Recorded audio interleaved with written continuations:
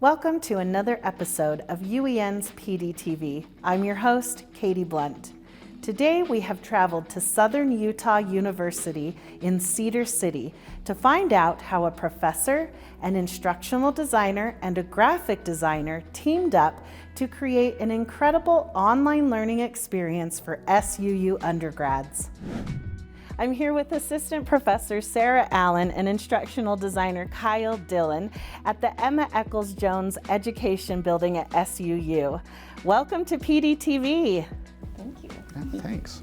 Let's start by having you both tell us what you do here at SUU. So I'm an assistant professor of family life and human development here at SUU, and I teach mostly family theory, family diversity, and family law, but I'm passionate about family life in Italy.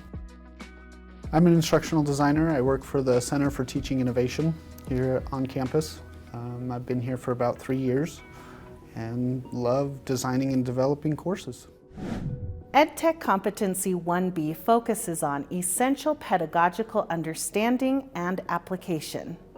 Educators at all levels should be able to explore and apply instructional design principles for high-quality digital instruction to engage and support learning. This can happen in a variety of learning situations. Educators should also be able to design and implement the appropriate learning modality for various situations, including online, face-to-face, blended, and flexible environments. So Sarah, take us back to the beginning of the development of this special Canvas course. How did you get started? What were your goals? So the course I was designing was Family Life in Italy, and it was essentially a 14-week online course that was paired with a 2-week experiential learning intensive visit in Italy. And that walking through Italy physically was actually mapping on and replicating on the online class is also a virtual kind of road trip walking through Italy.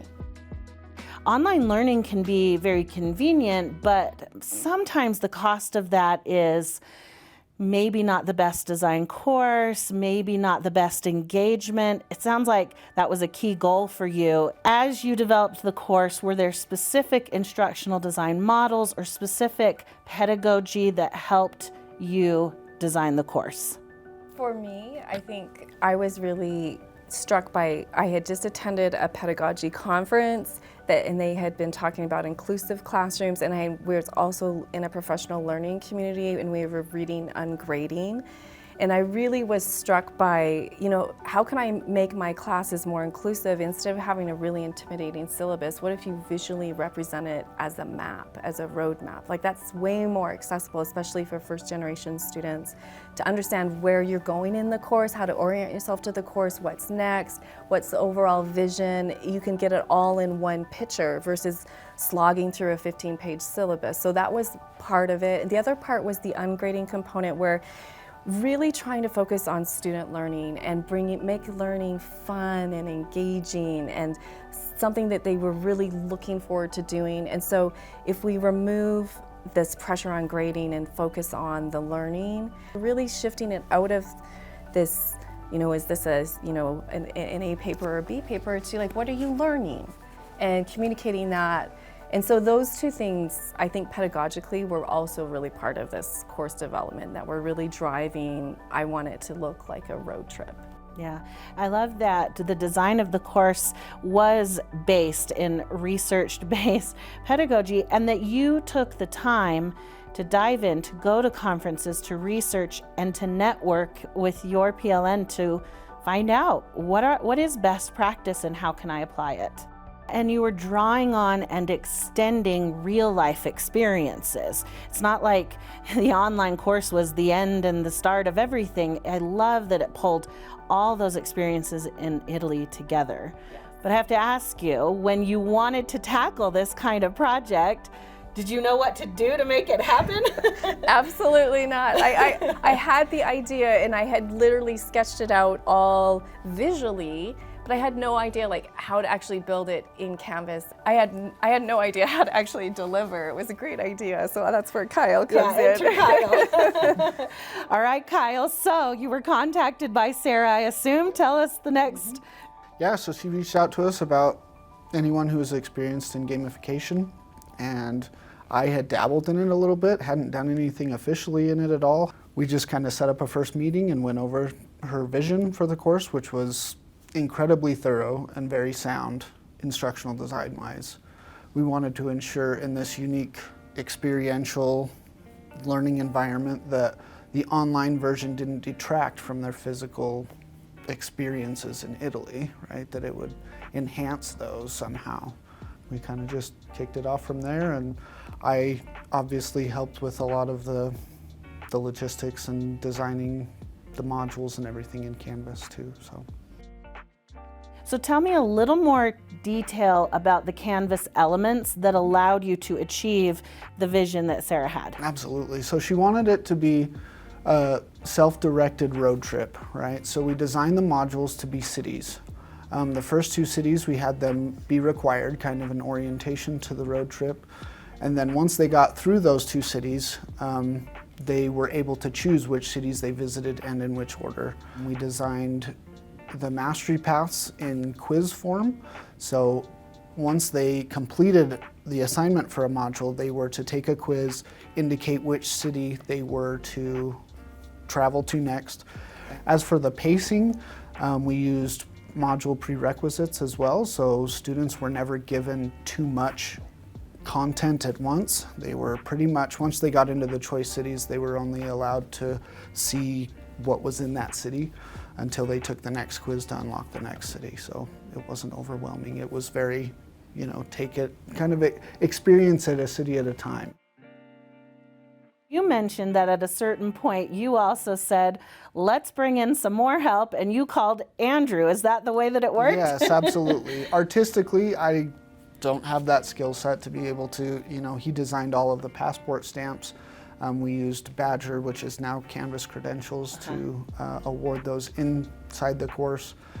He also did a lot of the imagery and drawing sketches of each of the cities. It's just this perfect example of teamwork and networking and not having to be the expert in everything. In fact, we talked to Andrew remotely, so we'll go take a look at all of those images that you mentioned and have him explain a little bit of that to us. Andrew, thank you for joining us today. It's my pleasure. So I want to know a little more about what your role was in designing this course and how you got involved in the project. Kyle reached out to me and said he had somebody who needed a course gamified, or they were trying to gamify a study abroad course. And I have a background in video games, designing video games, that sort of thing before I came to SUU. So it was a pretty good fit for me. And so we just sort of got to work, and Sarah had brought everything we needed. She had all the ideas and she had the vision for the course. It really seems like you definitely focused your attention to their specific needs. We knew what they were going to be experiencing on the course. The students were required to do a sketchbook, or not sketchbook necessarily, but a journal. And we had examples of journals, but we also tried to make sure the course, like some of the art in the course, we would sketch out things like do a mock-up of what you might be drawing or encountering when you're out there, and what you might want to do, right? Hopefully inspire them to use their pencils to do a few sketches and drawings along the way. And a lot of stuff we designed in the course was meant to have this sort of sticker or sort of look like you're building your journal, you're filling things out, you're having these fun experiences. So yeah, like we're trying to mimic that in the design as well. And also it helps if you're doing a lesson that's about one city, right? Like Naples or something, it's helpful to have that actually in the course and actually see the location, the place you were actually at. So you can remember like, oh yeah, I was there, and I'm there again, right? I'm in the right spot, which it can be confusing, right? When you're in an online course to know where you are, if you're in the right module, if you're on the right exact web page. And so that can be helpful as well. Even the little characters or different things like that, they were all there in order to help you sort of engage with the course and really map it out. And so since it's a study abroad, it really lent itself to using like a map, to using a travel log, to passports, that sort of thing that most people understand or familiar with. and everybody understands the idea of gaining miles, right, or advancing further. So that was, pretty easy for us to kind of latch onto. Yeah, absolutely. I've definitely seen Canvas courses where it's really just being used as kind of a repository, a bunch of links, maybe some documents. I love that this course was inspiring, and I love what you said about it, helping students recall their experiences. It just made the whole learning environment so much more rich and inspirational. Thank you so much for sharing your part of this project with us. Of course, it's fun to do. It's a fun project to work on for sure. I want to know, how did it go? Because this was your first time through. What did the students say about the course? Yeah, so I sent out a course eval because I wanted to get their feedback on how this first run went. And I was really, really happy to see that some of the things that were really important in the course design were things that they really appreciated. So overwhelming appreciation for the self-direction. Like they loved being able to choose where they were going. They loved being able to pace how they were moving through the course. They loved that it wasn't graded. They loved that it was really fun. But then when I looked at the actual outcomes, what were the words they were using to, like, how did that impact their learning? And this is where I felt really good. They would say things like, hey, I was more engaged, I was more present, I was less stressed, I had a lot more drive and motivation to do my homework, I was more inclined to put in some effort, I learned more at a deeper level, better able to make connections, and that they just found it liberating. This educational freedom to sort of learn what was most important to them.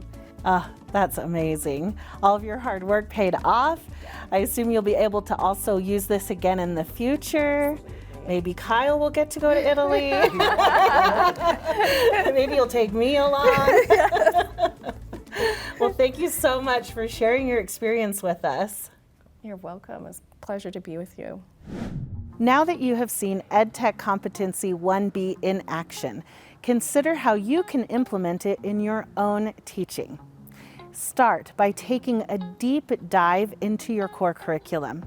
Ensure that you have clear instructional goals and learning objectives for every lesson, every module, and every course you design. Once clear goals have been established, consider models and frameworks to help you design the best instruction possible. To help you with this, you can dive into research from education experts, and you can apply frameworks and models like Utah's PCBL framework, the ADDIE model of instructional design, and the TPAC model for technology integration. Not sure where to start? Reach out to your school or district instructional coaches. They can help guide you to your LEA's preferred instructional models. Next, determine the best modality for delivering the instruction that you have designed. It could be that one modality is best for your entire course, or it might be best to mix and match different modalities and take a more blended or flexible approach. And finally, don't hesitate to reach out to others in your personal learning network, in your district, in your school. Utilize the expertise of those around you to help you build the best instruction for your students. For even more strategies, tools, and resources to help you implement this competency, be sure to visit uen.org/PDTV to access the teacher toolkit that accompanies this episode. Thanks for watching UEN's PDTV. For more professional development resources from UEN and to schedule a training, visit uen.org/development. We'll see you next time.